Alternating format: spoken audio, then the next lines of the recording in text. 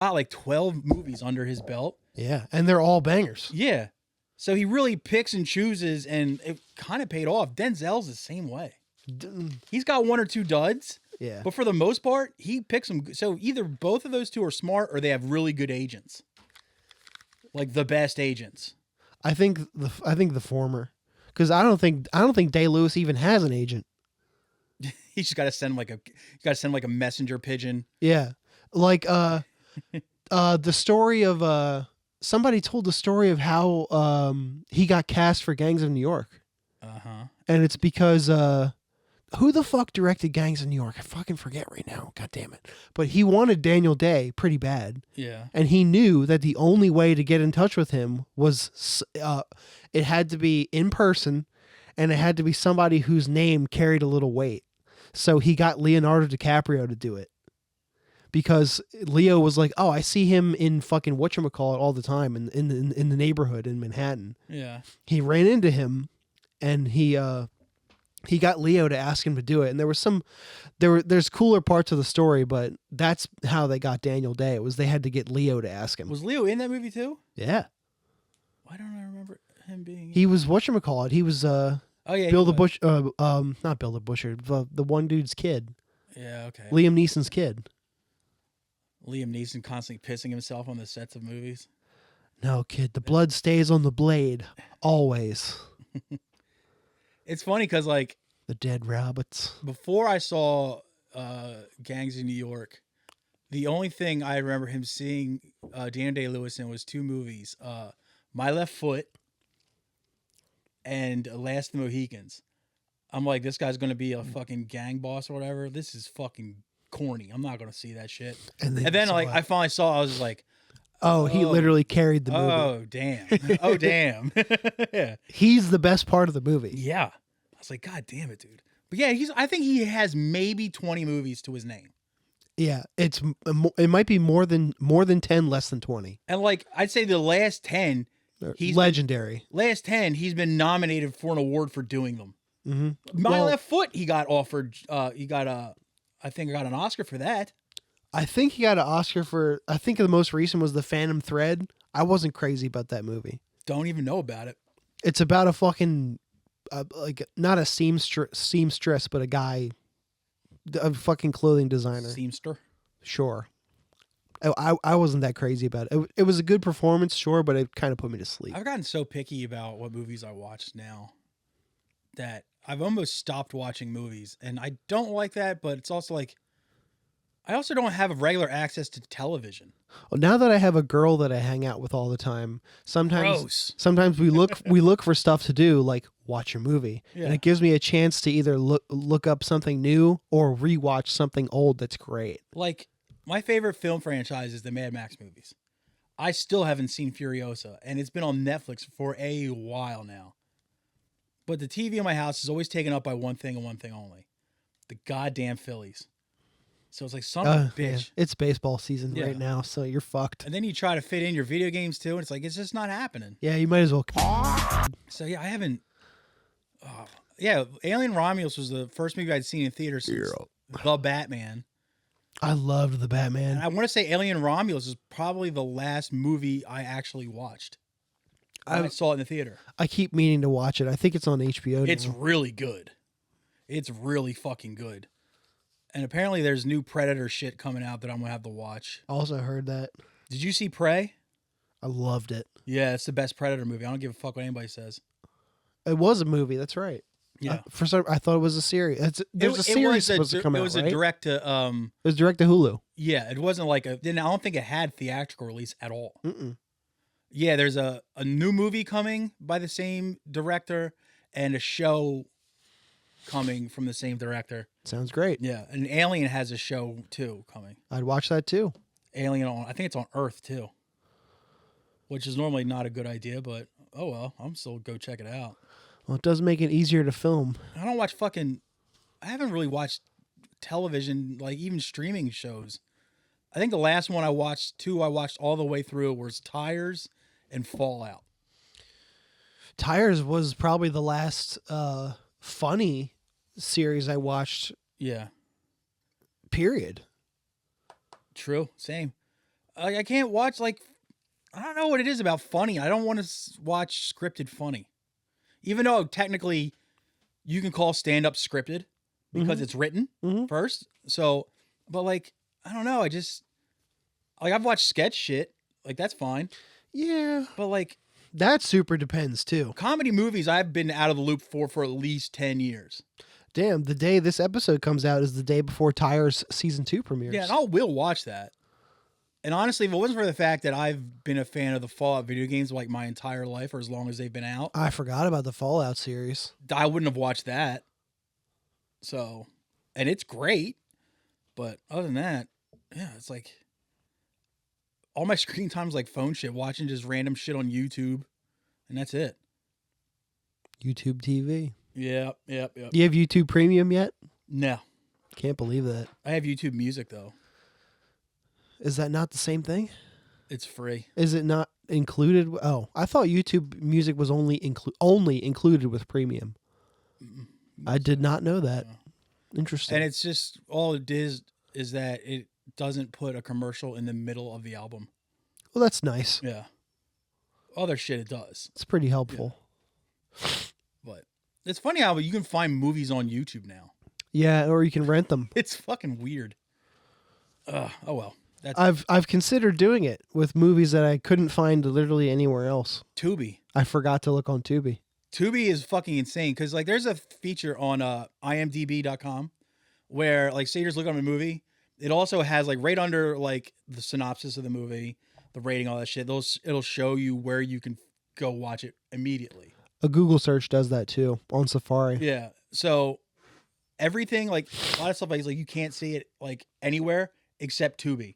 Tubi is always an option. It's always the options are always Amazon buying it or Tubi for free with commercials. And honestly, the commercials on Tubi aren't that bad. A couple years ago, I rewatched this Van Damme movie I love called Cyborg. And it had one commercial directly in the middle of the movie that lasted 5 minutes, and that was it. 5 is a long time, but 1 is good. But also, you got to think 5 minutes. You can go piss. Make yourself a snack. You take a piss. Text people back. It's like, it's not bad. Go kind of like a nice intermission. Grab a mac and cheese in the microwave. Mac and cheese is funny. Macking. Yeah. In the microwave. I don't know what it is. Like all those stupid memes I like, but when it has like little cats with like shit on their faces, like I love mac and cheese. I'm like, I'm still fucking cracking up at that shit. Yeah. It all goes back to the OG. It's exactly the one I was referencing. OG, right? Icon has cheeseburger. Icon has cheeseburger. Yeah.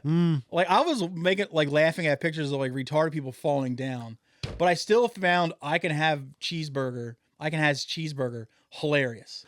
We were talking on the Patreon, patreon.com/IRRANDILL. $3 a month, extra episode every week. Yay.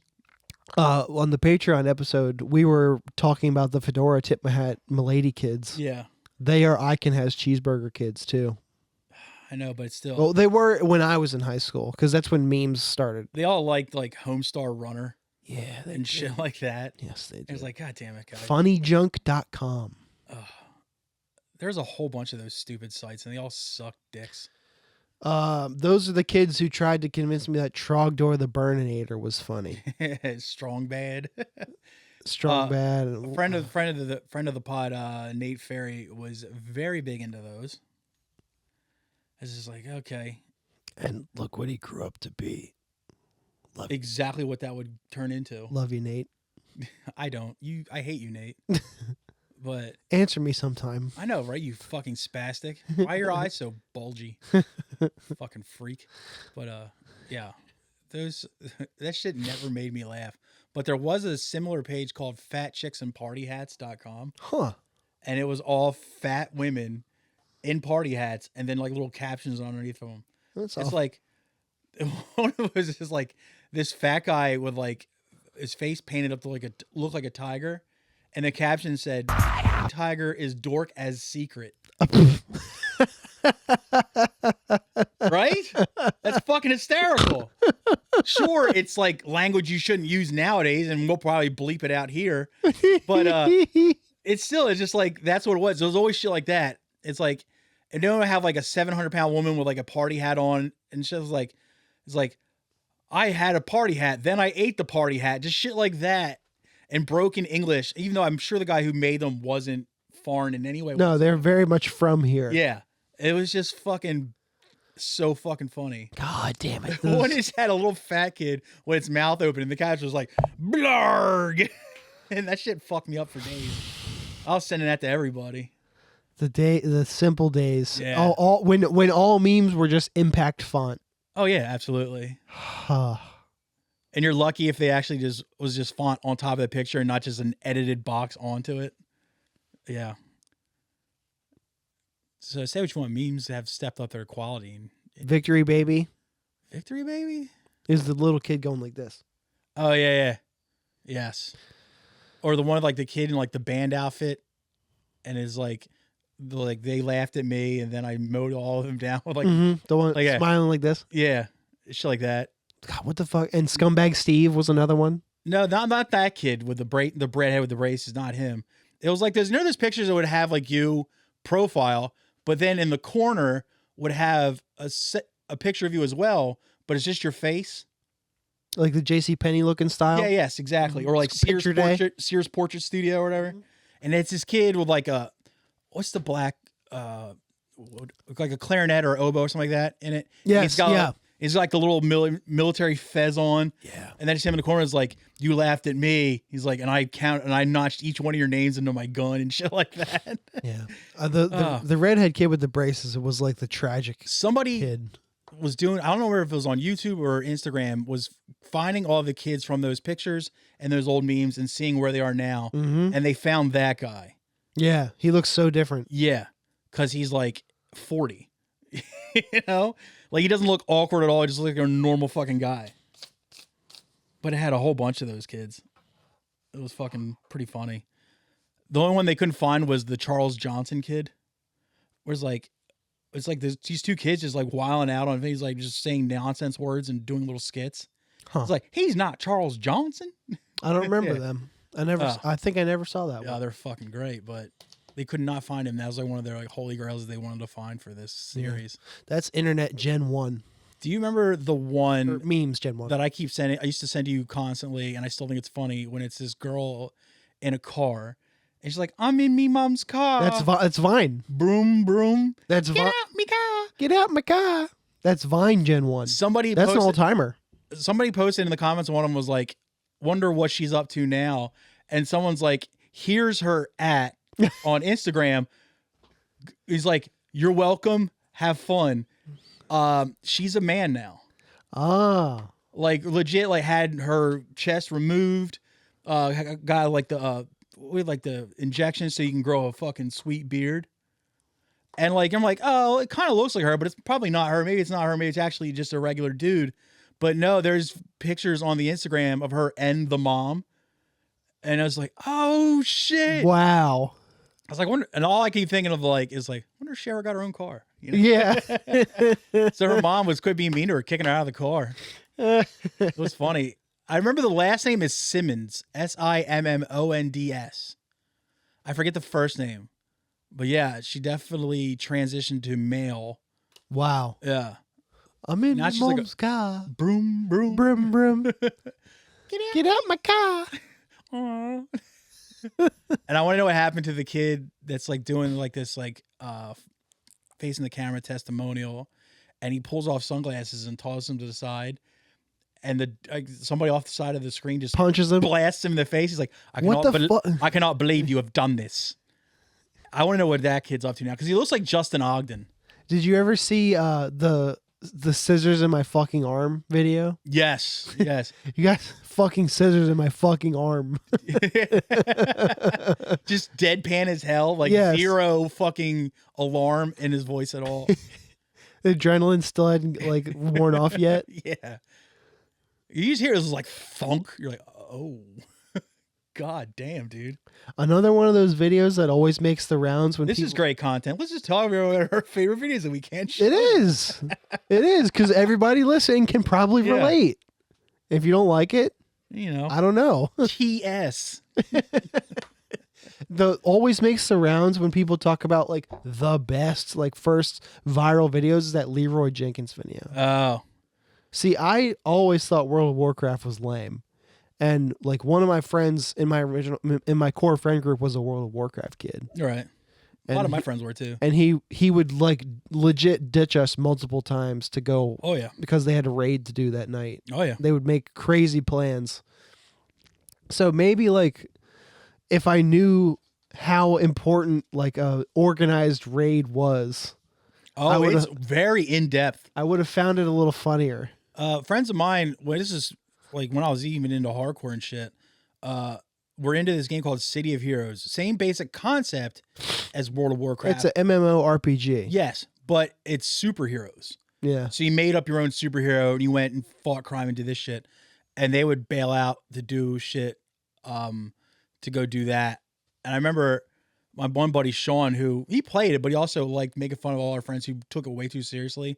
It is funny. Made a character called Spider-Man McNabb. And this is when Donovan McNabb was an Eagles player, right? And the outfit was strictly a green and white football outfit, like a football jersey, the pants and everything like that. But the head was a Spider-Man mask. Spider-Man McNabb. Not bad. And he would just make this character and go around and fuck with all our friends on there. And they had no idea who it was for the first couple months. But oh fuck. Shit, where was I going with that? They make plans or very in depth. They get upset. I cannot believe I have done this. Oh shit. Oh fuck. Oh, I forgot where I was going with it. But yeah, that was always funny. Just they. Did he ruin a raid or something? Oh no, that's what it was. This isn't really like a video meme, but they when people like in those games, they make friends. Yeah, like real friends, right? And there was talk to these people every day. There was this girl who had like I guess you call it like your gang in the game or clan, so, yeah, something like that, like a clan or something, whatever. And she actually died in IRL in real life, either like cancer or something. That's like that. internet speak, folks. Yes, like cancer or something like that, like a serious illness took her out. And then so they had like forums, like internet forums for the game, and the girl's mom got on the forums under the daughter's name and was like, this is so-and-so's mother. She died to all her friends and clan mates or whatever you want to call it. She died this day. She died peacefully amongst friends, the standard, she passed away thing. And one of the first comments was, she drop any good loot? And here's the thing, like you saw the time that the original post was posted. This was no more than 10 minutes after it was posted. So the quickness of just, did she drop any good loot? And the fact that that's the kind of speak for those types of games, it's like comedically, that is sound as fuck. Mm-hmm. That is a good fucking joke. Bulletproof. Very insensitive and way too soon, but God, she drop any good loot is fucking fire, dude. That's the kind of that joke is an investment. Oh yeah, because that friend group, yeah, and hate that man for or woman for the rest of their lives. Maybe, but anyone who finds like dark stuff funny, as well as understands like not leet speak, but like internet speak like that, yeah, like dropping loot and getting that, yeah. Is that years later they'll be like, that was really funny though. Yeah. That's an investment joke. And much like the Adrian Appalucci target on their foreheads joke. Yeah. Yeah. You might be offended by it, but years down the line, you're like, all right, there is zero fat to that joke. It is pretty well written. Mm-hmm. It's like, you got to give it credit to where credit's due. I mean, yeah, it might affect me and be mean to me personally, but I'm like, it's still well crafted. You got to step back sometimes and just look in at it. It's like me with fat jokes. If they're done really well, I have no problem stepping like, fuck you. But yeah, that's it's still a good joke. Yeah. I remember one time I was like, I had said something like, we were just like talking amongst friends, and I was just like, dude, I would never eat that. And one of my friends just goes, ah! And like just that. At first I was like, motherfucker. But then I was like, all right. That's fucking brilliant. Right? Because no words. So simple. No words, just a noise.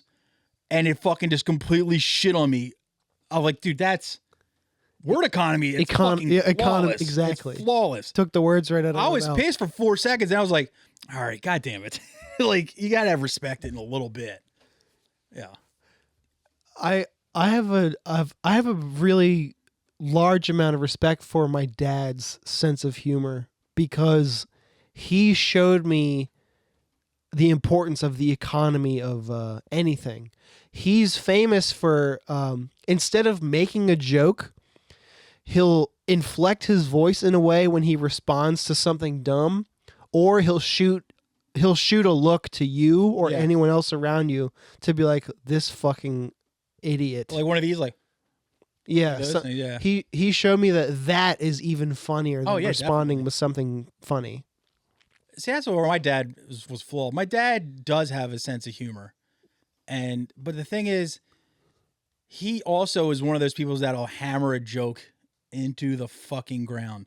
You give him a small laugh, and he will just fucking use that one joke from that laugh ad nauseum for decades. It's like, all right, no, try a new joke next time. It's like, just nope, not happening. Nah, I like Old Faithful. And now, like, it's funny, like, he showed me comedy when I was a kid, and now he's offended by all of it.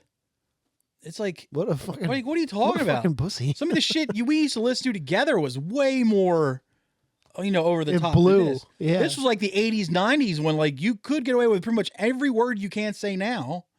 It's like now he's like, woke mind virus and shit. Like, God damn it, dude. That's you. Yeah. It's You're the pearl clutcher now. Like he gets mad, like if you're not allowed to say the F slur, woke mind virus, all that. But if someone were to call like Donald Trump the F slur, he would just be all bent out of shape about it. Oh, you heard? Like, well, what a wimp. You can't have it both ways, dude. Yeah. You gotta. Sorry, but yeah, I did get my sense of humor from him, but he took it in different directions than I ever did. He sure didn't do any running. It's funny. It's funny as shit is like he never found me funny. None of my family ever found me funny. I think that's that feeds your constant need of approval and attention from everyone else. Someone's fucking a psychiatrist.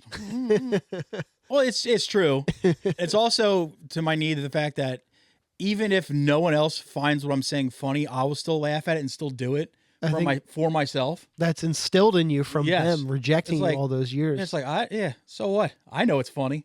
I'm going to stick with it, even if it lands flat on his face. Yeah, there's a meme of I think it's from the Disney movie Ferdinand or something like that. I don't think I know that one. It's almost nobody saw it, but there's a guy of Latin looking descent named Ferdinand.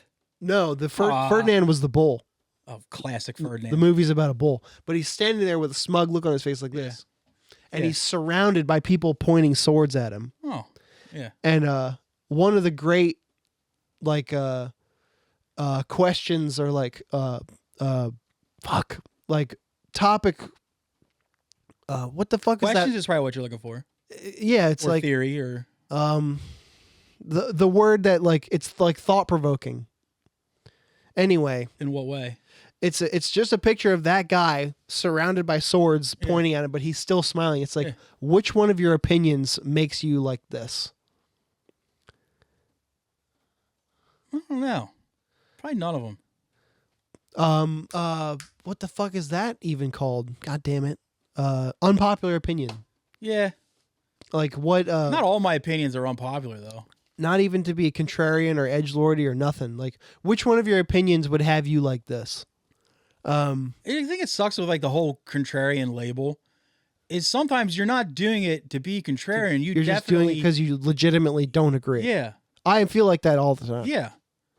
It's like I'm not saying I dislike a movie, a band, or to be contrarian. I'm like, I just generally don't like it. I had a momentary lapse of judgment yesterday at work with my natural inclination to not like things that people show me music wise, because I have this coworker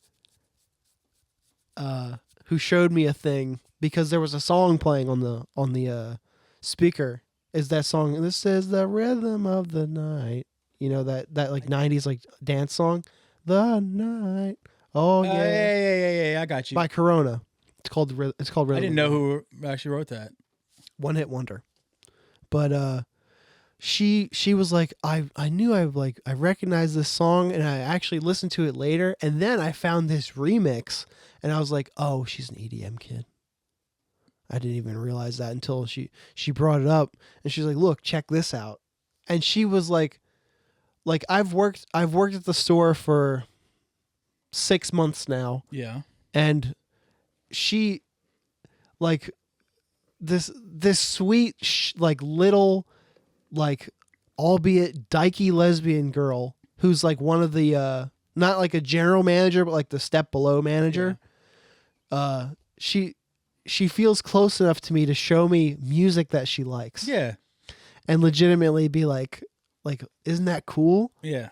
And it was like they took the beginning of that song and then like the beat drops and then the fucking like the shit starts. And I was like, I was hour 7.5 into an 8-hour shift of standing on my feet at the register because I filled in for somebody last minute. And I was like, I stood there with a blank look on my face for a second. She was like, you don't like it, do you? And I was like, no, it's not that. It's just that I'm literally like, I see the light at the end of the tunnel and I've had a day already. And like, I so bad want to go back and be like, look, I so much appreciate the fact that you felt close enough to me to show me something that you thought was cool. I don't think it's that lame. I wouldn't listen to it on my own. Yeah. But it wasn't gay. But you know what I mean? I appreciate shit like that when they bring something to you that's not it's EDM. So, but it's not some basic bitch, radio pop or, top 20 music at all. It's something, honestly, it's got its own subgenre, same with a lot of the stuff we listen to. It's got so much bigger. It's got its own pocket, though, at least. You know what I mean? It's so much bigger than we think. But it's not as mainstream as like the top 20. It's not. So that's when we're like, all right, well, at least I know this is actually a genuine fan of music. It sucks that it's this music. I want to get John Wren on the horn for this discussion. Yeah, but it's like, it sucks that it's this music, but I appreciate that you are a fan of something a little more left field than straight down the middle. Yes. There was this guy, Drunk Jim is what we called him. He worked at, he cut with me at ShopRite. He was really I don't think it was NPR because I don't think NPR does music, but it was like this, seriously, it was a college radio station. Like, and it played a lot of like this. There's like, was it XPN? Maybe. There was a college radio station around here. Do all the DJs still have that NPR voice? Yeah. I'm just like, and this next song? I think that's just like standard DJ voice. But it wasn't like, it wasn't like the exuberant. Yeah. It wasn't morning zooey. Yeah. But he really was into that type of music. He was into shit like Katie Lang, Jewel, stuff like that. Which honestly, Lilith Fair shit. Yeah, it's like and like he was like, he would get mad because I had my own little radio that I brought in that I could play CDs on, so I would just play my own shit. And like, that song rules. The song does rule. But I bought that CD. But to be nice, because I'm like, you can't have 8 hours of forcing the other guy you work with to listen to the first 2 All Out War LPs. You know what I mean? Yeah. So it's like, all right, man. As much as he should. So we would do like 2 hours. First 2 hours, I get to play whatever. That's Next cool. 2 hours, he gets to play whatever. And sometimes, though, if I wasn't playing anything heavy, he would just vibe out to what I was listening to. Yeah. And same with him, like... We can get into that in homework time, actually. There was some of that college radio shit. It's like, I didn't know who the artist was because I didn't recognize it right away. And I was like, what's this? He's like, oh, it's this. And you're like, whoa. Yeah, I found there's this one, I found Amy Mann through that. This lady named Jonathan Brooke. I don't know that one. Yeah, I didn't until I heard this. And this one group called Ivy. It's kind of that same stuff, but it kind of has like a little like dance beat behind it, like a break beat behind it. IVY? IVY. I don't remember the name of the album. I'll find it later. But they actually did the opening theme song to a Stephen King miniseries on TV called Kingdom Hospital. Oh. But I was just like, sometimes you just got to stop and you're like, all right, what's this one? And he's like, oh, that's this, and this. He's like, they play that on here a lot. And you're like, oh, cool. You Never know? heard it before. Yeah. Like it is like very radio friendly singer-songwriter, mostly stuff. But it's like, it's still, if it's well done, it's well done. Yeah. You know? And you can't, like you said, you cannot fault them for the fact that they found something out of the mainstream. Yeah, like they didn't find it that. from like watching MTV, which is honestly a dated reference now. But like, I know what you mean. he found all this shit just by listening to this college radio station. So that's a little thread I'll pull in a second. You went out and found your own music, and not just whatever was handed this to is you. gonna sound corny. Whatever the mainstream just shoved down your throat. Yes, You found your own lane. right. So Like- that's why I don't get mad at people who even listen to shit like, No, well, not now, but back then we listened to pop punk. I'm like, at least you still kind of found your own thing. right. In fact, I want to compliment you on the fact that you explored and found something good. Yes. Good to you. Yeah. The EDM thing. I was just about to say. Before, Yeah. John Wren loves that shit. Like, That's a recent thing for him though. although it is alternative by all definitions, Yeah. it is so much bigger than we think. Oh, absolutely. Like the EDM scene is bigger than like the hardcore scene. It's multiplication tables times bigger. It may be as big as the metal scene. I think it's bigger Really? Okay. because you know what? You're I not. honestly don't know, so I can't really go too far. Well, the same can be said about metal, but there's countries that we're not considering in the fact of how big Eastern metal is Bloc there. loves EDM and metal. Yes, but it's 90% of shit that they listen to is EDM, and the other is hip hop. I remember the first time he told me he listens to EDM. I had no idea what it was. I just thought he kept referencing European death metal. And you're I like, was yeah, like, oh, I also do. I was like, well, like Carcass and shit like that. And he's like, no, have you ever heard this guy? And it's like, Tiesto or some shit. it's just a guy's name. And I was like, huh? But you also, that's what's another thing that's cool is just because you say you found hardcore, you found metal, that doesn't mean you can't find other genres of music later on in your life. Like John was in his fucking like 30s when he found EDM. Yeah, late 30s probably. So it's like, even though he had found all these other like types of music that he really loved, he still found another genre later on in his life that he loves just as much. And like, it's just like, don't like, nothing wrong with you that. find hardcore. Don't say, okay, that's it for me. Don't try Yes, other things. please don't do that. Don't stop trying to find other cool shit too. Oh man.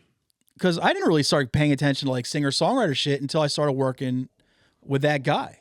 And then I was like, oh, well, maybe there's other cool shit out there. And then thankfully this show, some of that stuff has come to the table. You're like, oh, I never would have checked that out on my own. Little do we know there's so much of it. Yeah. So yeah, don't just stop at 2 or 3 genres. There's millions of genres. Yeah, please. Well, not really millions, but Please, if you can, if there's anybody who is a hardcore fan who is also a fan of this show and you're raising children, please don't raise children into hardcore to become people who listen to Madball on the way to work in the morning. or only Madball on the way to the work. There's nothing wrong with listening to Madball on the way to the work in the morning. That's fine. It depends on the day, but yeah. But every day, you know, there's nothing worse I could ever imagine than liking one genre of music, literature, or television or movies. That's so fucking boring. Don't get me wrong. Like, I love Cold as Life, Yeah. but if I'm driving home from a hardcore show, I'm not going to put on that song slaps, though. I know, it does. Well, yeah, we always had the rule in the Iron Price van that No hardcore. No hardcore. Because you want a palate cleanser. Right. You fart. I did. Didn't you hear it? I probably wasn't paying attention. That's Yeah. That's so me. About 2 minutes ago, I did. That's so me. That's so Raven. But yeah, don't raise. And also, show your kids your music. That's fine. But then be like, hey, I've shown you my music.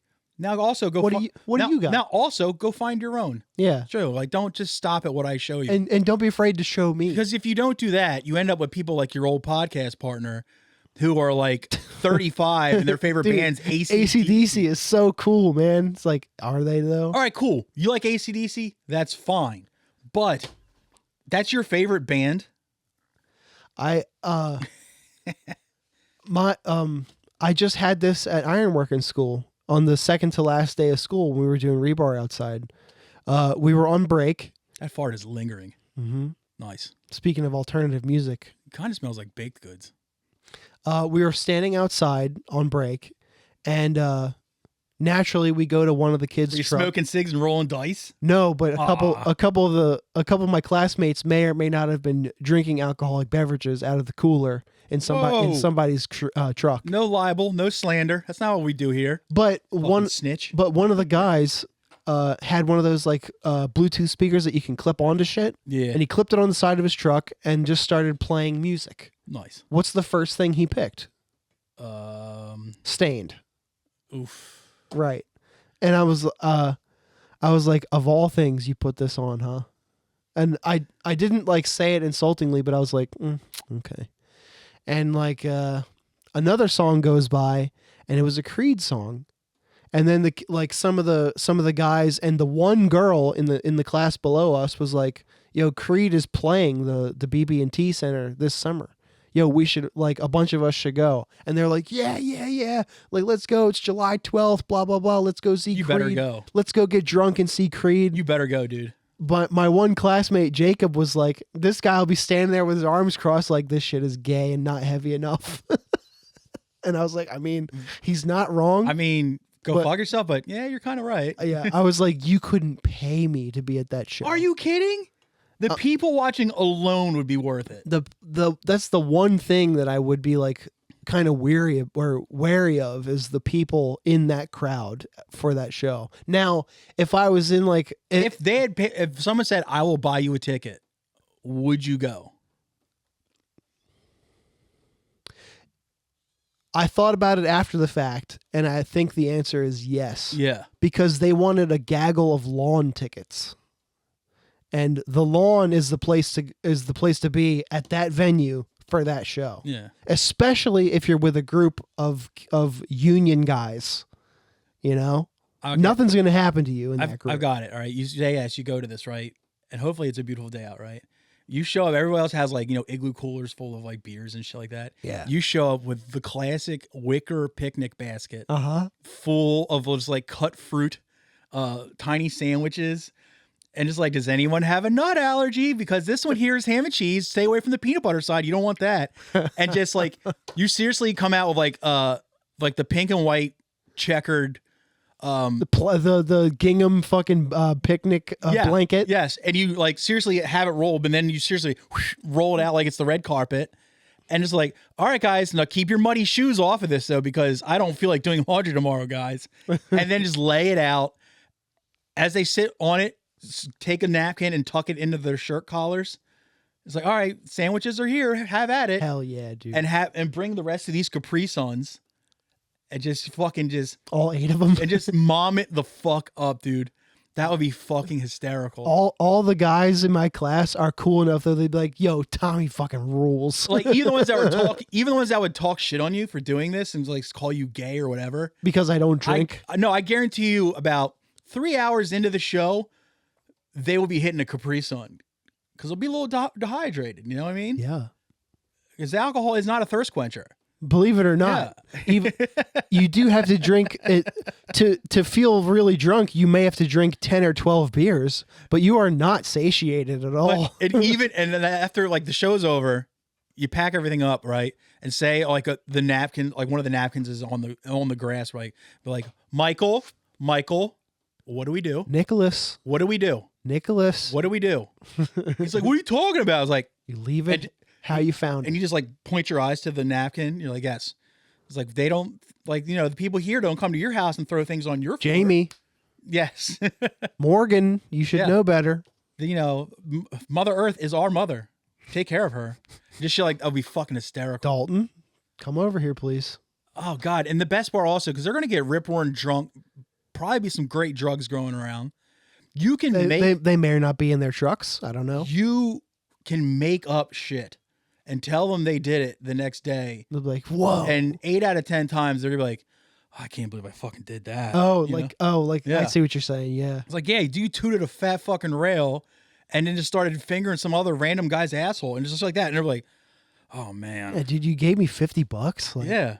It's like, can I have it back? You're like, no. I spent it. I would. Yeah. I would, but I use it on groceries. Yeah, maybe going to the Creed concert with my classmates would be a great idea. Exactly. I mean, it is a Saturday, I think.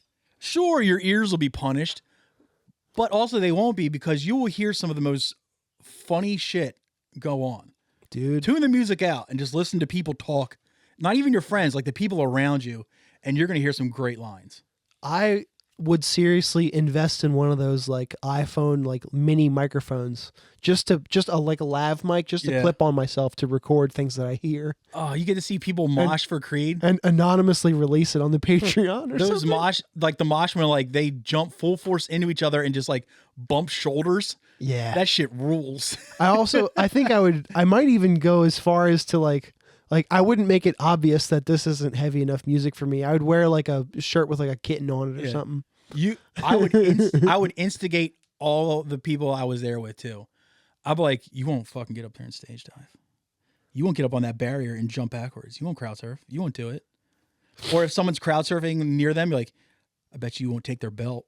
And just shit like that. Just instigate the fuck out of them. Take their belt. And just or a shoe comes off. You pick up and fucking roof it. One of the funnest things to do is occasionally like you would go to like a hardcore show, but or it would be like you see a hardcore band and they would be on like a bigger name metal show where like people did do crowd surfing and stuff like that.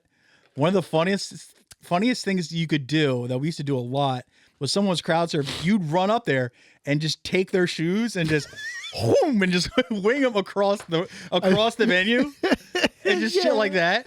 I think I only saw that happen one time. Like, cause like you can't do anything in their pockets because that's too sketchy. And also their hands can get to that pretty quick. Yeah. But they not can't, their feet. You can't pull your legs up. No, not when you're like this. Yes, you can't pull your knees up.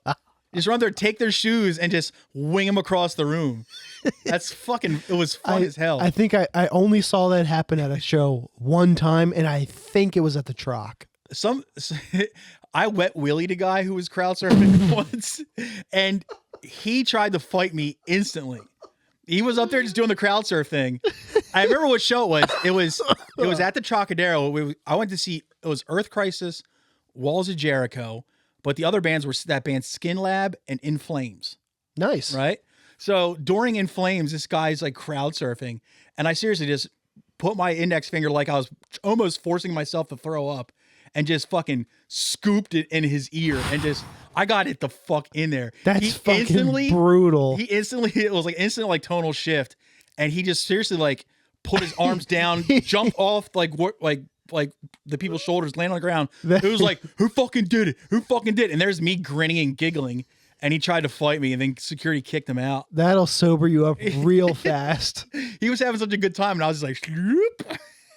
God damn. So worth it, dude. Yeah, but just grabbing their shoes and just chucking them were fucking, that was fun as shit. And to see the shoe fly is so satisfying. And like other friends of mine were doing real dickhead shit. That like, thing is gone. Other friends of mine do real dickhead shit, like karate chop their balls and shit like that. I wouldn't do shit like that. But yeah, like taking their shoes and then throwing them is funny. Just imagine somebody crowd surfing at the Troc, for example. Yeah. And you wing their shoe up to the balcony.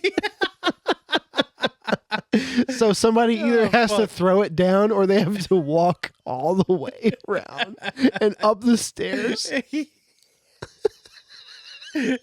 Shit. That would destroy me. But yeah, you could teach your friends from work to do that at a Creed concert. And dude, how great would it be to have that pass along from the hardcore community to the steel workers or the pipe fitters community? Iron workers. That'd be fucking hilarious. Then it would bring two groups of people together, dude.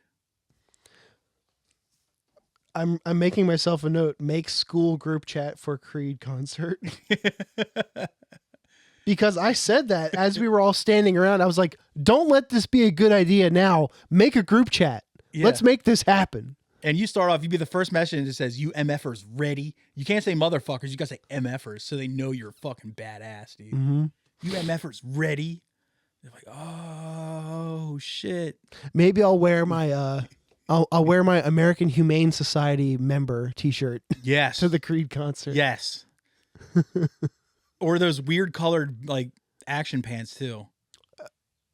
Or one of the many shirts that I got on this podcast. I know exactly which shirt. Clipped but still equipped, or the Tucker shirt? No. The one I got one for everybody on it but me, of just two dudes making out. Oh, yeah. I cut the sleeves off. It's summer ready. Yeah. See? And just like, then to show up at the fucking function, be like, yo, you MFers, are we doing this? Are we doing What's this? up, guys? What's up, bros? And girl. I guarantee you none of you assholes wore those shirts after I bought them. I wore it the rest of that day. You guys are pussies, dude. The one that was Mosaic was my favorite. The Mosaic one. I forget who got that. Did Mike get that one? I don't. Yes, because I didn't come in fork, so it wasn't matte. Mm-hmm. But the rest of you, I think, all wore XL. Yep. That'd be one of you guys. Yeah, I don't think I guarantee you Larry never wore it.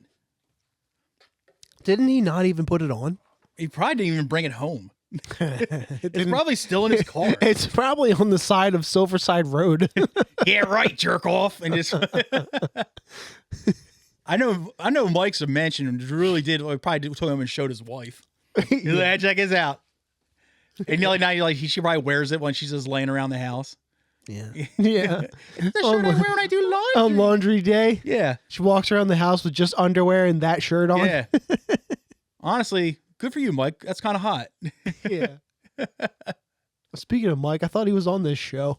Right? Jesus Christ. He's missed more than he's made. He was on it more often when he wasn't part of it. You know what though? I Okay. still give him the pass. Oh, yeah.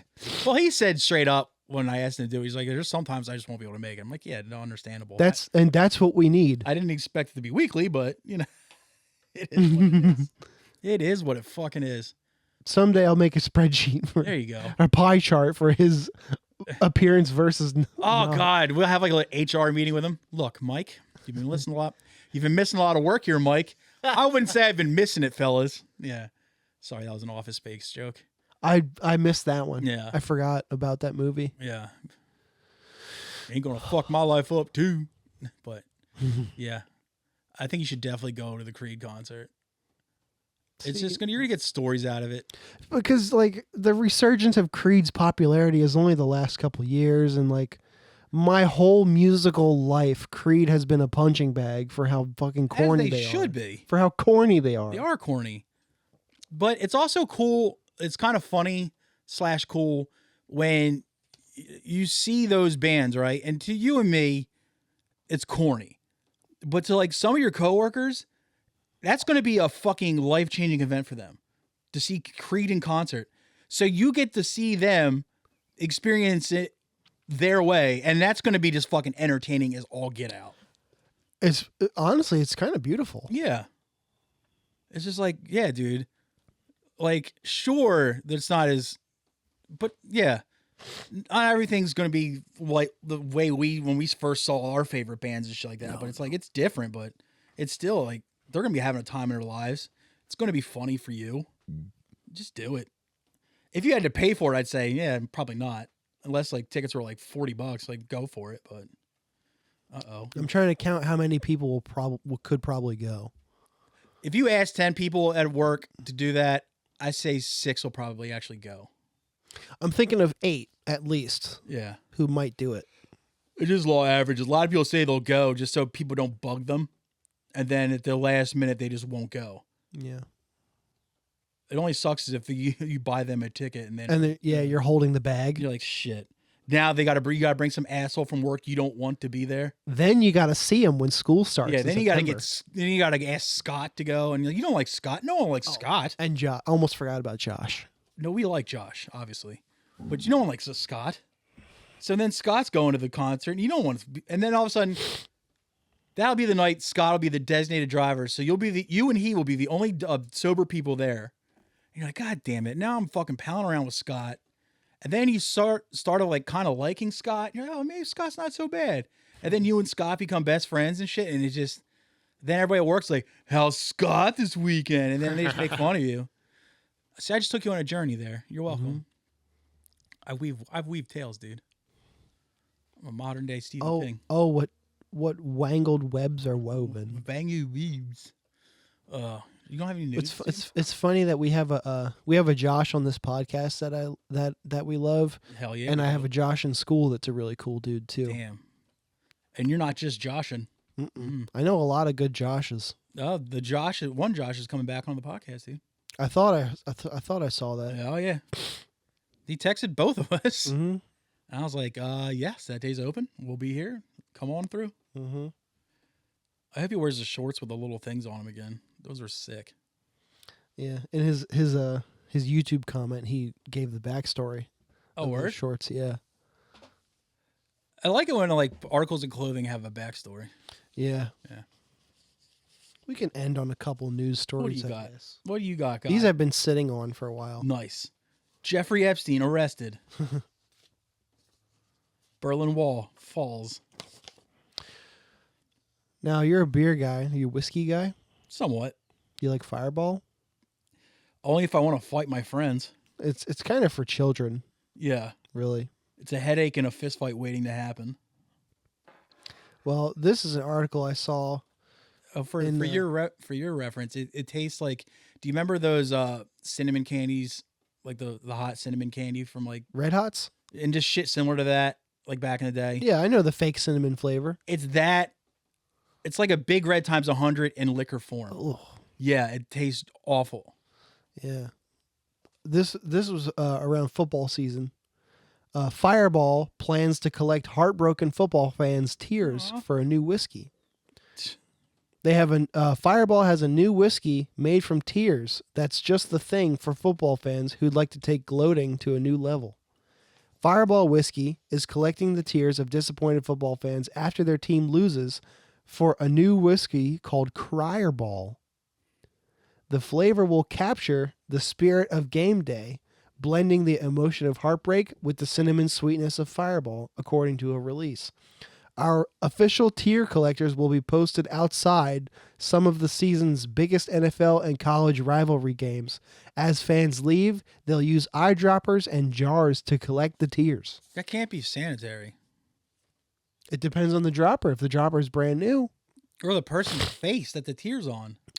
Yeah, you know what I mean? They could have been sweating out other booze already. Or where they have like that fucking goofy face paint that some of those people wear on. Yeah. You know? That's not a seasoning I'm looking for. Dude. Yeah, salty and face paint mixed together. Yep. Fireball Whiskey's collecting. Yep, I saw that already. Source Instagram at Fireball Whiskey via CNN.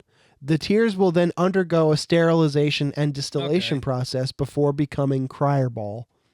In football, few things are better than the sweet taste of victory, especially when that W comes at the expense of your biggest rivals, says Danny Suich, global brand director for Fireball. I hate him. Our brand is all about embracing that competitive spirit, but amping it up with a little more spice. The limited edition whiskey is expected to be ready for the next season.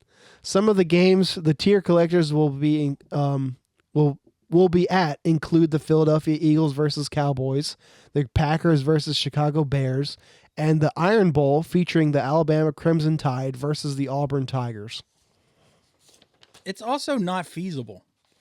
Apparently it is. The process to go get this shit. Also, you've cried, I've cried. Yeah. Tears dry very quickly. Yeah. They don't exactly fall. They don't really, it takes a lot for tears to You have stream. to be fucking openly sobbing and weeping to get anything substantial. It's almost like it's not worth the effort you're putting into collecting the tears versus how many you're actually going to get. Yeah. Honestly, they could have skipped that whole thing and said, oh, during the football season, we'll throw a different label on Fireball, call it Cryerball, put a little thing that says, has the opponent's tears or whatever, or some stupid like gimmick like that, and it'll sell just as well. I was kind of getting at that, like maybe they will collect some, Yeah. but like this is more about marketing than it is about Yeah. And also, tears. if you are leaving a sports game and you're crying because your team lost or whatever, and some dickhead comes up to you like, let me collect your tears, you're either going to say, go fuck yourself, or you're going to fight them. Mm-hmm. So it's like, yeah, it's just... Is it worth it? I don't know. It's a fun gag that would have been funny in like the boardroom at Fireball, but to actually bring it to the public is just corny, hacky, and stupid. It's funnier to make an article about the possibility of it. Yeah. So this is it's just more good marketing by alcohol companies. Yeah. Honestly, It's fucking stupid, and Fireball's dog shit. well, but the name Cryerball, pretty good. Yeah, it's clever, Yeah, but I don't hate it. the whole like we're gonna go actually collect tears, like, Are you? stop it. Are you though? Are you? Yeah. You gonna hire people to go collect tears? Like, go fuck yourself. Hey man, I'm not gonna. No, it will be funny to watch them go and try to collect those tears, say in Philadelphia at an Eagles game, and just see how many of them come back missing teeth and with huge shiners and shit. Well, Those savages killed Hitchbot. They think they're not going to fuck up some dudes trying to collect their tears outside of an Eagles game? if I remember correctly, I think that Eagles game was at Dallas. Still. So there are plenty of crying Cowboys fans to collect from at that because I think they won that game. But I also think Cowboys fans are just as nutball as Philly fans. So I think a lot of those guys won't hesitate to smack the shit out of somebody trying to collect their Well, tears. it is Texas too, or shoot you. Yeah. I mean, plenty of fights happen after Eagles-Cowboys games. So it's Yeah. like, you're going to put your fucking... Because no one's going to be getting paid top dollar to go collect tears at a stadium. You're just throwing these fucking people to the wolves. Mm-hmm. Because nothing's more passionate than a sports fan. And it's not a good passion. It's a passion where they will fight you. So it's like, here, go fucking rub it in their faces, literally. Yeah. And yeah, that's going to turn out real well. It's just so you can have a joke fucking whiskey. Fuck off, Once you hacky shitbags. for one football season. Yeah. And like, yeah. And what if, like, I don't know, what if they, like, that team only ends up playing, like, what if those two teams only end up playing each other once this season? That's one game for one rivalry. They listed 3. So that's three different rivalries. Mm-hmm. Different divisions. If you were too. doing it for every rivalry, okay. now across Multiple NFL, sports, NFL and college is pretty smart. That's more or even going to like do it with baseball, basketball, tennis, and all like that. of Red Sox, Yeah. Yankees. You're yeah. not going to get shit for tears off of just like 3 rivalries in one sport. Yeah, like and that's well, I'm also not a sports fan. I was going to say it's not going to make me cry nearly as much as like something else. And I'm not listening Yeah. to Space Cowboy by Casey Musgraves that many times. You're just not. Fucking sick song though. And you trust you're not touching my dog. It's true. I'll kill you. And even after listening to that song, and someone's like, "Hey, can I collect your tears for a new thing I'm doing?" No. You're like, "Get away from me! I'm sad." Yeah. But I'm sad, but kind of not sad. Like, I'm also not crying tears. I'm more so just welling up. yeah. I well up a lot more. So than they'll I have to cry. shove the dropper like into your fucking tear duct to get it out there. Yeah. Unless you want to like wring out my eyelashes or some shit. Like, fuck out of here. Stupid ass whiskey retards. Well, speaking of whiskey and retards, let's just keep it on alcohol. Oh. Dennis Very McGonigal. was a very alcohol. Yeah, it was a very alcohol. And Alcohol, calm down. It's just alcohol. drugs, and alcohol have Ruined my life. What the fuck was that? Was that Tyrone Biggums? Yes. Okay. When you're speaking in front of the classic kids. Yeah. Okay. Maybe you'll agree with this logic. A court man says he can't be charged with drunk driving because he chugged the entire bottle after getting pulled over. A court has ruled that a South Korean man cannot be charged with drunk driving because he chugged an entire bottle of soju in just 39 seconds after getting pulled over. He was still behind the wheel though. A court has ruled that he can't be charged because he charged pulled over, ruining any chance of an accurate alcohol test. The man, 60, was cleared of drunk driving charges after the court stated that it would be impossible to determine if he had been over the legal limit while driving, True. as reported to the Korea Herald. The man had been stopped by police around 11:30 p.m. September 17th in Daegu after he was suspended. Daegu, what's that? The Italian section of Japan? South Korea. Pew, pew. After he was suspected of driving under You the see, influence. because Dago is an Italian slur. Uh-huh. Yeah, and its place is called Daegu. But I'm reading. Okay. I like to explain the jokes to people. However, the man chugged a bottle of soju, a liquor tempered, a liquor compared to a weaker vodka in just 39 seconds before the police could test him. Police tested the man 40 minutes after the initial traffic stop, and he tried to tried to estimate his blood alcohol content before he downed the bottle by using the Widmark formula, which determines prior alcohol levels by accounting for the passage of time, sex, weight, and known consumption. Yeah. I've never heard of such a thing. Yeah. Based on this, the man was suspected of having a BAC of 0.128. In South Korea, drivers with BAC percentages over 0.03 can be punished, and those over 0.07 can have their license revoked. However, the court ruled that the evidence was not strong enough to determine if he had been drunk driving. Meanwhile, witnesses of the traffic spot said that the man had parked erratically and appeared to have exited his car staggered, as was reported to the Herald. Even if the defendant did drink the entire bottle of soju as he claimed, it is unclear why he would appear intoxicated immediately afterward. The court stated in the verdict, but we cannot definitively confirm that he was drunk while driving based on such circumstantial evidence or speculation. I think the most they could do is give him with a fine for driving. Open container, right? Or erratic driving. Yeah, there's that. I mean, also, I think I heard like similar situation like this is like, you always like, when you first started drinking, you had these people that always had these like hacks that you could use if you got pulled over. One was like, if you eat enough gum or enough of this product or whatever. Put pennies in your mouth. Yeah, shit like that, like those old wives' tales. I think this whole thing, like, well, when they pull you over, just chug anything. So, like, oh, if my blood alcohol level's like that, it's because I just chugged this. But I also think it takes a little longer for the alcohol to reach your bloodstream. It's like, because you don't really get drunk until it reaches your bloodstream, I think. I think that's how it works. So it's like, that was always one of those things like, oh, if they pull you over, just chug something. And you're like, oh, yeah, it smells like that because I just drank it and like that. So it's like one of those things that an idiot would use for like, but I was thinking like, well, this guy's still going to be fucked when he tries to drive away. They'll just get him right there. But I'm like, I mean, calling someone to pick you up is a lot cheaper than having to go through DUI. DUIs are thousands of dollars. Yeah. So sometimes, like, good for him. This is going to invite a lot of copycat shit. We'll see. So reporting on it was kind of a dumb idea for these people. Granted, they just need a story, but it's going to, a lot of fucking other dum-dums are going to be like, oh, they've worked for this dude in so-and-so, South Korea. Yeah. But then they're just like, well, yeah, well, that doesn't apply to New Jersey. In North Korea, You know? in North Korea, they would just kill him for driving. Yeah. It's like, how dare you drive? How dare you drive and not take our exalted leader's public transit? Pulling right behind your ear. Speaking of, that would be funny to watch, like some like New Jersey like mook just like gets pulled over and does the same thing. And cops like, what the fuck you doing? I'd like to cite the case of Mr. Wang over in South Korea like this, and there's like, no. Speaking of my classmates, shocker, a union guy with a DUI. One of my classmates. Only one? That is a shocker.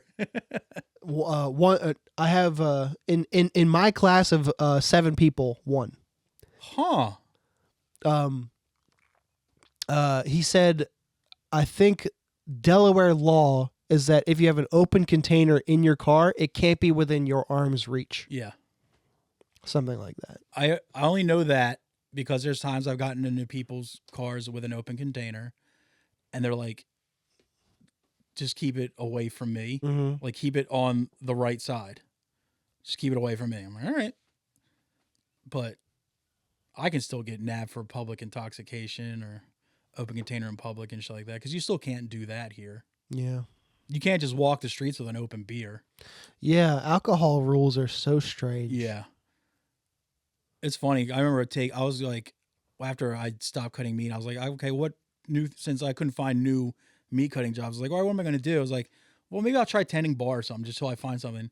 So I was like, I'll just go. But the thing is, I don't know shit about mixed drinks. You learn as you go, though. Yeah, but I was like, okay, well, but there was like a bartending course they had at Del Tech. I was like, all right, cool. I'll just take this. It's cheap enough. I'll learn how to make a couple drinks and then go apply for bartending jobs, which are always available. And all it was a class that taught you the liquor laws, like dram laws and shit like that. I was just like, this fucking sucks. And everybody who signed up for the class and was in it with me the first day, like, Oh, you went to the class? oh yeah, it was 4 classes. Oh. And it was at Del Tech, the one over by the old Toys R Us. And Christiana campus. yeah. And everybody was just like, aren't we going to learn how to, like, you know, make these drinks and stuff like that? And the guy was like, well, you can bring your own drinks in and make them if you want. And we're all just like, What? First off, that's not what we signed up for. Also, I don't think we can do that. Everybody had the assumption that it would be a class where they're like a mixology class? This is what goes into mint julep. This is what goes into Manhattan. Yeah. And shit like that. And that's what we all wanted to learn. That's a mixology class. Yeah, that's what we all wanted. And that's kind of what the description in the book of class you could sign up for was. And no, it was just teaching you the laws and shit. And we were all kind of pissed off. That's gay. It cost me like $200. I was like, this sucks. This is all shit that you can Google in the future. But now I have like this weird reference of like certain like liquor laws just because I did pay attention in the class. I wonder if any of them or most of them even are outdated by now. I don't know. Mostly no. Probably not. Delaware does have strict though. We don't. Yeah, we don't even sell beer in stores really. We don't sell it in grocery stores. And for a while we didn't sell it on Sundays. Oh. That got lifted within the last like 30 years, maybe. It cracks me up working at a convenience store at night, especially overnight, when people come in and be like, "Where's y'all's beer?" I'm like, we don't have any. They're from Maryland or PA, yeah. And they're like, this dollar, you can't do that. I remember one of the first times I left the state and went to a gas station and saw beer, like the tall beers in with all the other drinks. I was like, what? Oh. Even Wawa's in Pennsylvania have the walk-in beer fucking cave, like Sheets. But when I was real little, you couldn't buy booze on Sunday. I think it was called the Blue Law, but you couldn't buy. The only way you could go buy booze and drink on a Sunday, was a bar? You had to go to a bar or a restaurant that served. You couldn't like buy shit you could take home on Sunday at all. I think I was maybe 11 or 12 when that got lifted. So that was definitely a thing Delaware had for a while. So we were always been kind of strict with that shit. I don't know, just because we love Jesus. Get off our dicks, dude. Jesus is Lord, guys. Jesus is Lord. He shouldn't have turned all that water into wine then. If he was right? If he didn't want us to get fucking goofy behind the wheel. Exactly. Some miracle. It's weird. For 2 seconds, like after you told that first story, I kind of wanted Fireball. Then I was like, oh wait, no, that shit is gross. Bad. It's gross, dude. It is fucking disgusting. But after you said Big Red, I was like, damn, I would love some Big Red right now. Yeah, but then when you go to eat a piece of Big Red, you're like, yeah, this is whatever. It dries my mouth. I've always really liked it. I hate it, and for some reason, it always dried my mouth out, which is not an awful thing. But then you start like just because your throat's dry. It's like, what the fuck's in this shit? Yeah, never happened to me. Warheads is what those the cinnamon things were. No, Warheads are the sour candy. I think you're thinking of Red Hots. They're like no, those are the ones that come in the cardboard box. Yeah, I know those. These were like individually wrapped. No, those are Fireballs. They're just called Fireball. Mm-hmm. Oh yeah, atomic Fireballs. Yeah, that's the one. Okay, yeah. There, I know I'd get there eventually. But everybody was like, because it used to be like the cool thing was like, you gotta have candy that's disgusting. It's a super hot cinnamon jawbreaker. Yeah, I hated them. Everybody was like all about those and the actual Warheads, the sour ones. I was like, this cinnamon shit sucks dick, dude. Warheads are sour for 20 seconds, and then they're just sugar. So, but oh well. You want to do some homework? Yeah. Every week, Tom and I assign each other a piece of music and a piece of comedy to report back on the following week. And we also have our guests take part as well. Last week, we had... Fuck, let me pull up my notes. Wow, sorry, this distracted me, but this pen that I've been using all this time on this podcast is from the La Quinta Inn. It's from, oh, yeah. On it says, "Tonight La Quinta, tomorrow you triumph." Damn. And not once have you tried since stealing that pen. What a bullshit pen, dude. Fuck that pen. Fuck you, Wyndham. Right? Last week we had the fucking bull, Alex Gibbs on. We love Alex. Love that kid. Let's get into what he brought. Which one do you want to start with? Let's start with Stagnator, All right, because go ahead. I reached out to my my hardcore punk litmus test, Evan Zook, for his opinion as well. Love Evan. Just because I knew he would give me an honest one quickly. Stagnator, the Guillotine demo. Listened to this 2 times before I decided this. No notes at all. This is what I want out of hardcore, but I'd welcome a little salty, like a little sprinkle of more breakdowns, maybe. I will keep this in my algorithm. I loved it. 9 out of 10. I sent it to Evan Zook, and he says, quote, "It sounds sick. Reminds me of Trap Them," end quote. First song is called Bee Eater. Yeah. This rules so fucking hard. It's super angry. It's super heavy. And also, just like you said, no notes. I gave it a 10. It was damn near a 10 really for me. enjoyed it. Perfect production for that style. Yep. It was great. Alex strikes again. Yeah. I really enjoyed it. He also brought us The Weird Sisters, the album Who Are the Weird Sisters? A question that wasn't actually answered by this album, which was one of the disappointments. That's in my notes. The Weird Sisters. Who are the Weird Sisters? I mean, I like this and all, but these sisters aren't all that weird, to be quite honest. 7 out of 10 record. Wow. I liked it. There was some parts that I could have done without, where they just like throw in like random, just like disco beats and just like off the wall shit. But it wasn't that weird. But yeah, it was a decent listen. Mm-hmm. I enjoyed it. I also had a good time listening to it. I listened to it when I was working. I filled in on an overnight a couple nights ago, and I was putting the cigarettes away, which is like one of the most tedious things you can do. Yeah, but you probably look badass doing it, dude. But I got to sit in a chair. Fuck yeah, with packs of smokes in your hand. Yeah. Should have rolled one up Just in your going- sleeve just for fun, dude. Packing it. You should have done that in a different way while doing that. Yeah. I mean, With my left hand. I mean. So, the Weird Sisters. When I heard the intro, I didn't know what to expect. Imagine my surprise when I heard the lead singer, and they aren't sisters at all. What? Third song was I don't know what to believe now. Third song was a big old skip, but they remind me of a band called Sonic Spank. Alex, if you're listening to this episode, look them up. They have a live set from a Philly show on YouTube. I'm pretty sure I was there. Actually, I sent him the song that I wanted him to listen to, and he heart reacted it at the time, so I hope he enjoys For young bulls, Sonic Spank. That's a good thing. Mm-hmm. I found out that recently. So if you like the Weird Sisters, check out Sonic Spank. Yeah. Let's see. This appeals to my music nerd sensibilities. This is also music for drugs, or music nerds only, basically. I listened to it sober and still enjoyed it. So did I. Yeah. Second to last song, they even snuck in a sludge riff. 6 out of 10. Yeah. I thought it was good. They always have these weird parts to certain songs that just didn't really fit the songs. But for the most part, you kind of liked it anyway. Yeah, it's not quite part Like salad. the sludge but parts were somewhere like, oh, I wouldn't have put that in there. It's okay, I guess, you know. I feel that same way. Yeah. But Let's see. And how about what Mike gave us? Mike, oh, the other guy from the show. Yeah. He brought us. Remember him? Yeah, right. It's been so long. I don't remember what he looks like. He's like the least MURRO, because Rick MURRO is obviously the best. Yeah. Mike's probably like the 5th best MURRO. Mike Blurro is better than Mike MURRO. And Bike Churro is better than Mike MURRO. Damn, he's fucking dropping. MURRO stinks. He brought us Minus the Bear with this great album title, Highly Refined Pirates. But honestly, none of the songs are about highly refined pirates, which is definitely not a good thing. When it's not trying to teach me algebra, it's good enough. Yeah. But I'm going to have to pass. 4 out of 10. Like, When it's not trying to teach me algebra. yeah. It's just, This is algebra teacher music. it really is. But it does have like cool parts. You know, but yeah, it's just not for me. I think the biggest standout of Minus for me is the singer's voice.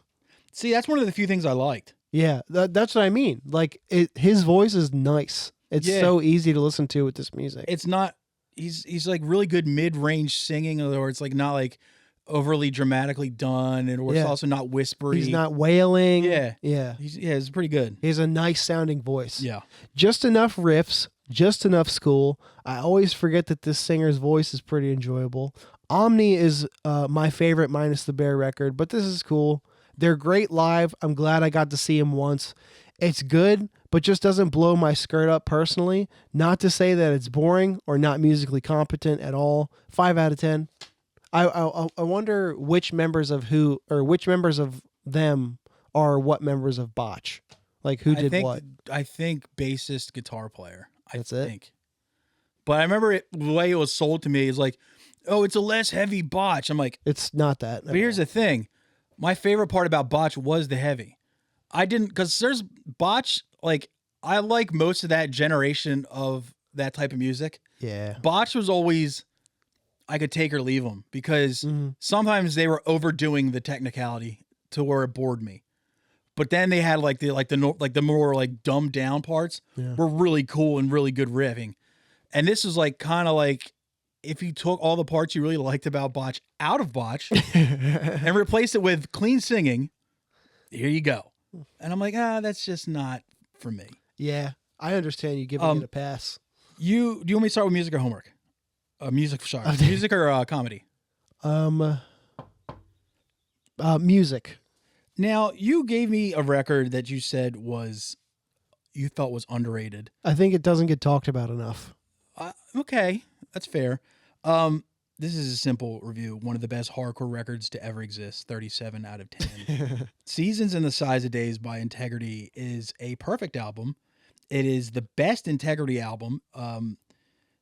It's because like early Integrity appealed to hardcore kids mostly.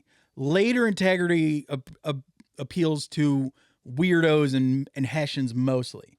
This is the one that both groups loved. Like the hardcore kids still liked Integrity then. Mm-hmm. And all the new fans of Integrity that came through in this one. This is the best album they did with the Melnicks by far. I don't give a shit what anybody says. There's not a bad song on it.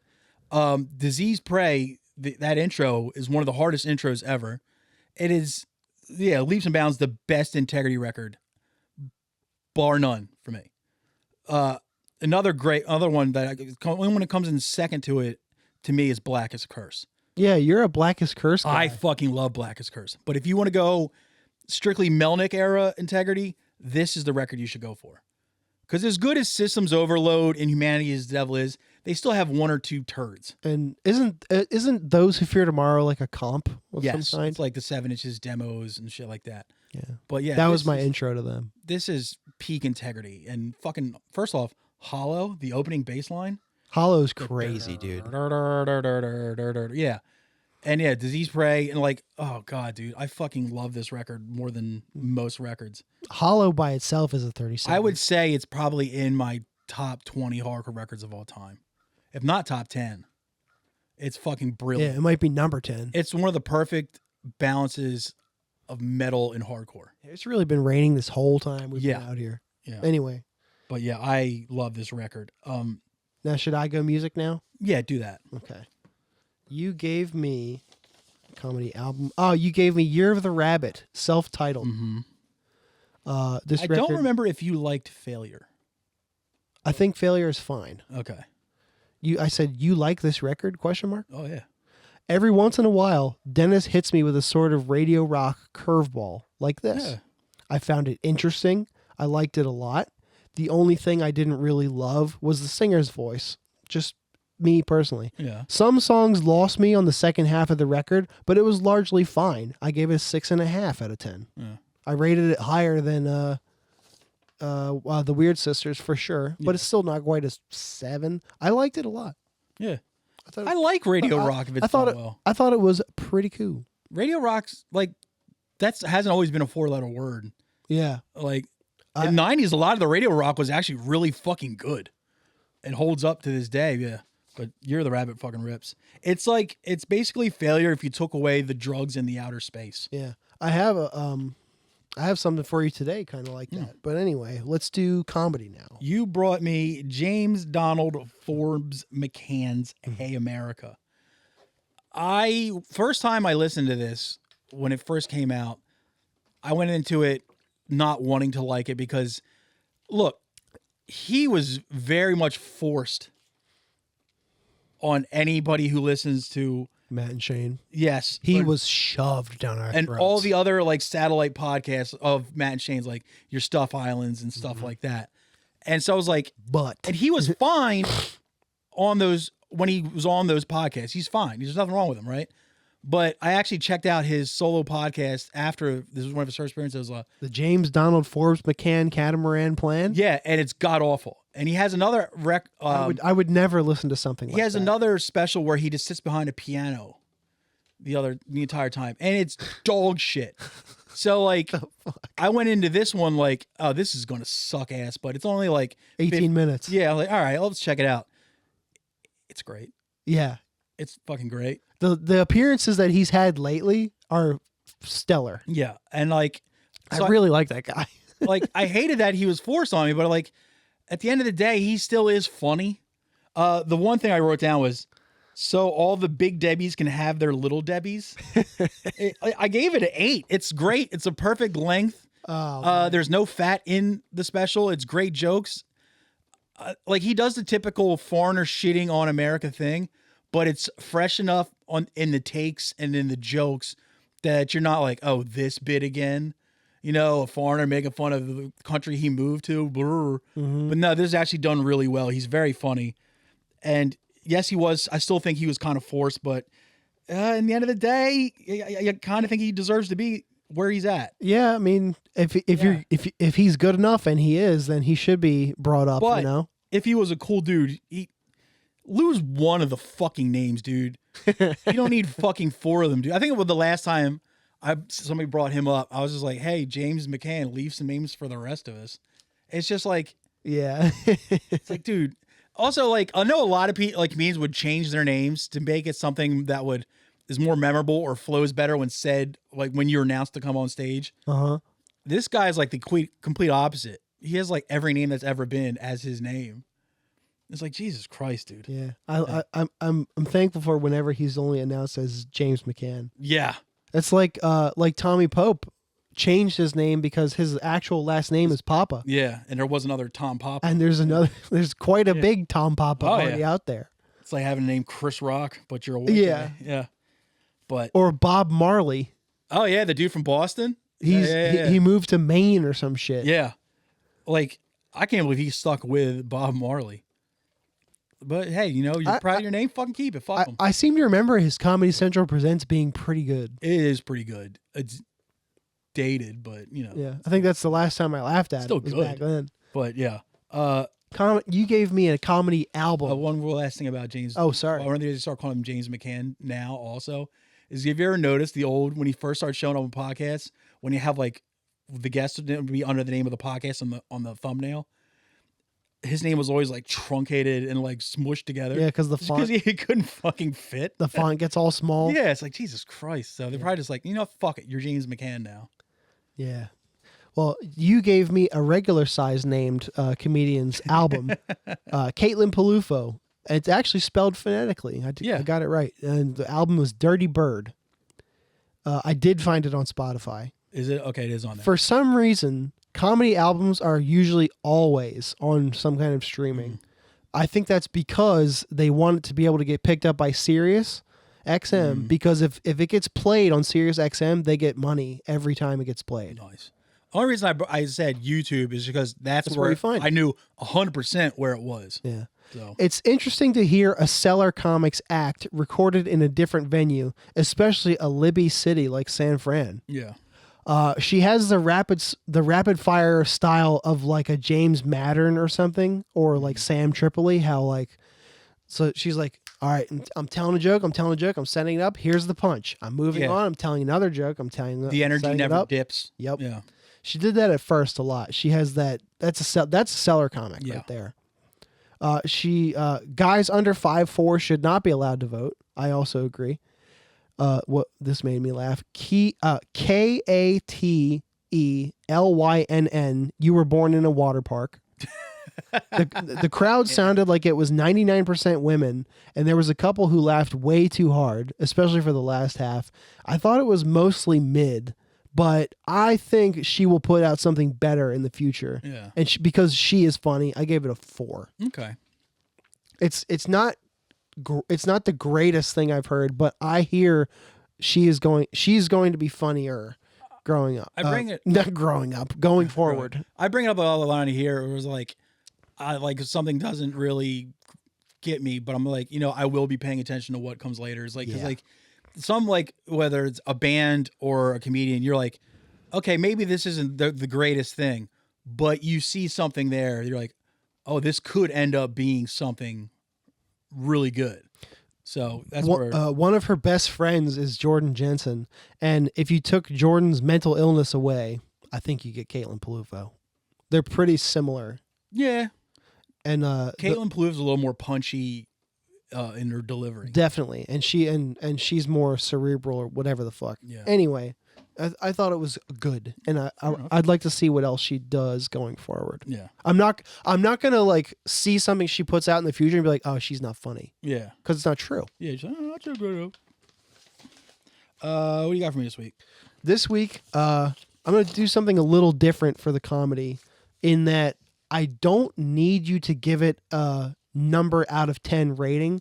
I mostly just want you to watch it. And maybe report on it next week, and listeners too. I want people to just listen to this, because Tim Dillon lately was kind of teasing at the fact that he sat down with somebody from literally CNN for an hour and 10 minutes, and he was like, if they're smart, they'll just release the whole thing. And they did. He sat down with this reporter from CNN named Elle Reeves. ELLE. Mm-hmm. And then Reeves like Christopher. And it's literally on CNN's YouTube channel. Just Elle Reeves, Tim Dillon. It's like an hour and 10 minutes. And it's interesting to hear it's just interesting to hear his thoughts on things, and the way he's able to break things down to somebody who's in the literal media was so fascinating to me. He's good at that shit. I thought it was so interesting that it jumped the line of all the things that I want to assign. I was like, I want everyone to hear this, because they posted it yesterday. Okay. And it's on YouTube, whole thing, couple commercials, the end. Yeah. But it's not comedy at all? It's comedy in that he's a comedian. Okay. And he talks a lot about stand-up. Yeah. And he's pretty funny, but it's serious. It's the same way like you've given me like a music documentary before. Yes. It's cool. Yeah. I don't expect it to even get a number rating, but it's cool. I thought it was cool enough to share with everyone. You can share another piece of comedy too if you want, since it's just the two of us. I have a full record that I've just got restoked on today. Okay. Because of Year of the Rabbit. The band is called Fair to Midland. And I saw them not knowing shit about them because they were an opening act for this band that I was seeing at the Barbary I think in 2010. What band? Fair to Midland. No, what band were they opening for? Periphery. Isn't that a metal band? Yeah. So that's the whole thing. I was there for that band, and this band played, and when they were done, I was like, who the fuck was that? Yeah. They put on such a fucking performance. I was like, what the fuck just happened? How the fuck are they going to follow that? They did. But anyway, the record is called Fables from a Mayfly. Damn, Mayfly's be doing Fables now? Yeah. And just like Year of the Rabbit, it's like it could be played on the radio, but it's alt enough that no one ever, I don't think anybody ever found it. They put out another record in 2011 after this one, and I think they broke up and just haven't done shit since, but I only got to see them that one time, and I was like, damn. And they opened for Periphery? Yeah. And they're not like that at all. No. But maybe maybe the members are in other metal bands or something. I don't think so. I never seen. That's kind of cool if the Periphery did that. They one of the members of the band must have heard of them somehow, was like, yo, they're sick, they should open. And if you want to make your performance good, have somebody good go before you. You know, credit to Periphery if that's that's how they came about doing it. That's the right way to do it. And but it's funny because when they came on stage, they're very tip fedora milady looking guys. Really? And I was like, what the fuck is about to happen? You're kind of like, oh, like the singer had like a really gross goatee and like long like shit like clearly not clean hair. Keyboard player had long curly hair and shit, and I was like this could go any way.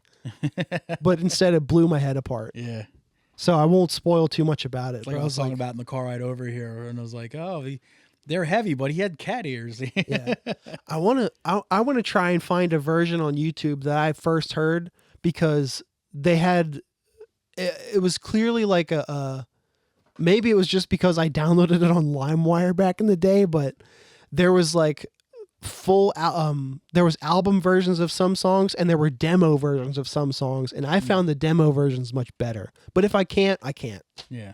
So that's what I got for you this week, is those two things. You don't have any other straight up comedy you want to give? Nah, not yet. All right. Let's see what I got in the folder here. All right. Musically, I'm not going to tell you anything about them.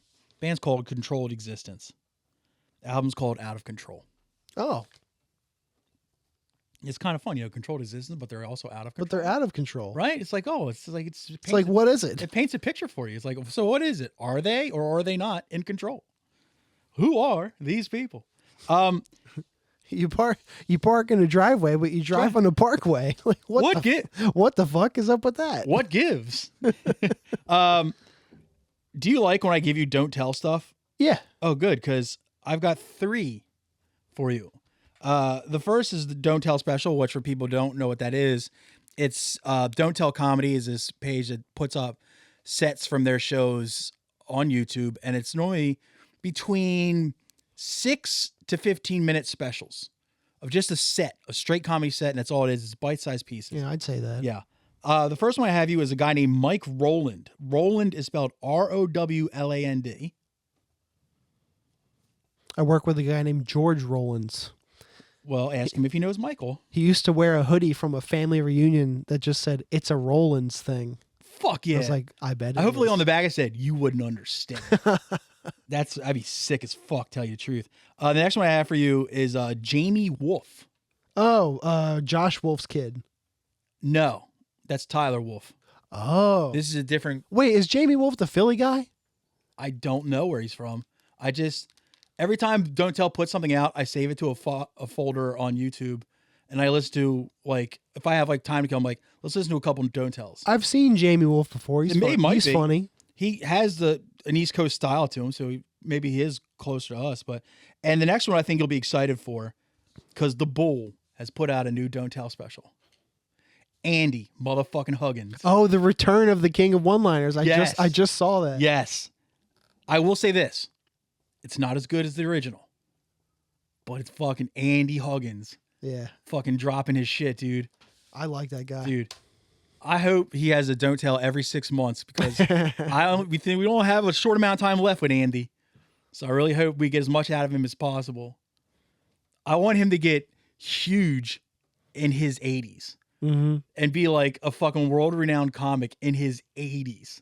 That would be so fucking sick. God, I wish I could remember some of the shit from his first one. It's the so best funny. is the end of the fucking his last joke in the first Don't Tell thing was, "I just paid off my student loans." Yes. And he's like, and he was the other one. He's like, I fall down a lot, so I wanted to start wearing I was supposed to start wearing a helmet, so I didn't want to look foolish, so I started carrying around a skateboard. It's like, fuck, dude. Oh, and I forget what the joke was at the end of it. He just yells YOLO. It's like, fuck yeah, dude. God, I love it. So yeah, this is new Andy Huggins. It's another one. It's probably about, I think it's 12, 15 or something. Between 10 and 15. Yeah. The other ones are like the usual, like 8 to 10 minutes. 7, 8, 9, yeah. Yeah. But yeah, anybody who likes any kind of stand up, go to check out Don't Tell Comedy on YouTube. Just subscribe to him. Yeah, and it's just, you can get through a set while taking a shit. Not before you subscribe to ours, though. Yeah. It's just really just bite-sized pieces for people that don't have an hour to commit to stand up, which is understandable. because understandable. Zang. That's all I have for homework. But I did recently remember a guy we like, Sean Patton, put out a special that was only on Peacock. I seem to remember that. And like you're like, oh, no one's gonna go to Peacock for this special. It did get released on YouTube recently. It's called Number One, but it's an hour and a half. And granted, it's filled well. It's not the best special, but it's a decent one. I felt bad even assigning Paul Mooney's hour and a half that one time. Yeah. Or like having to muscle through a Doug Stanhope hour 45. Yeah. It's got to be a comedian like in my top 10 for me to be excited for an hour and a half special. Hour and a half is fucking long. Like even if you were like, hey, Nathan McIntosh's new special is an hour and a half, I'll still be like, oh man, what? how could he go on for so long? Like well, split it into two, you dickhead. Can it be that? Well, we'll see. One more thing I did want to discuss is we're both fans. I know neither of us are going to bring this in as homework. Did you watch the recent Big J. Ogerson crowd work specials? Yeah, both of them. What did you think? The consensus that I heard online is that the second one is better. Same. I thought they were both kind of the same. Here's the thing. We did a mutual assignment of them first. I'm pretty sure. I don't know if we did, but maybe. I didn't think that one was the best thing ever. I was like, all right, it's fine. But the second one is definitely stronger. I think I remember in my review, I started the review with, I guess Jay doesn't need to write material anymore. It's just like, I appreciated them, but it just seems unnecessary. Yeah. Especially this close after he put out Dog Belly. Yeah, I think he just wanted to put out something. I think strictly crowd work specials I'm not into. But if you mix that with your actual bits, like Dog Belly's fucking great. But these I was like, If you mix in 20 minutes of crowd work into a hour and 10 minute special, I'm not mad at that. But I don't need 2 hours of both. Yeah.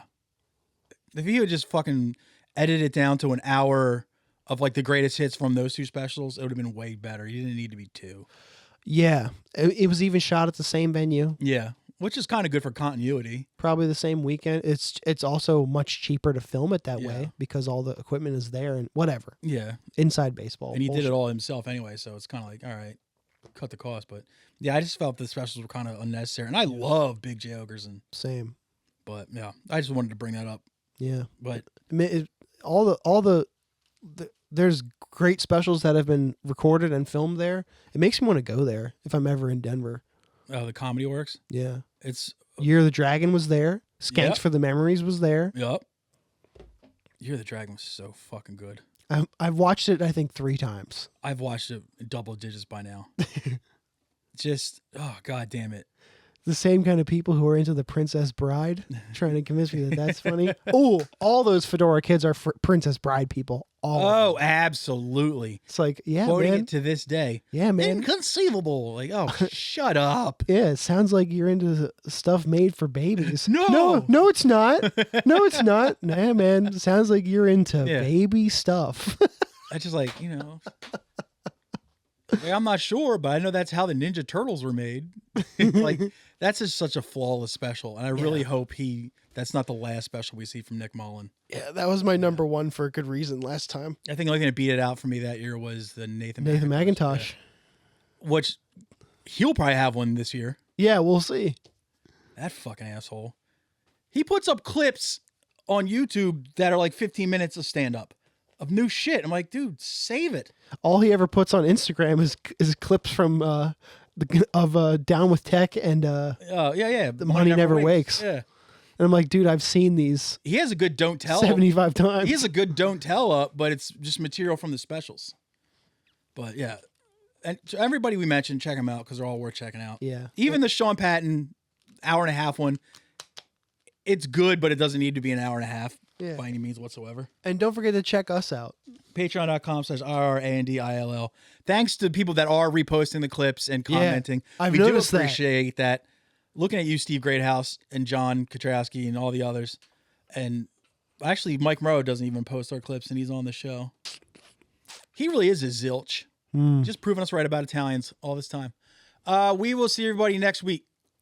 Hit that intro music, sweetheart. 1, 2, 3, 4 그림자가 선배 맘에 탕탕 호로 호로 탕탕탕 호로로로로 탕탕 호로 호로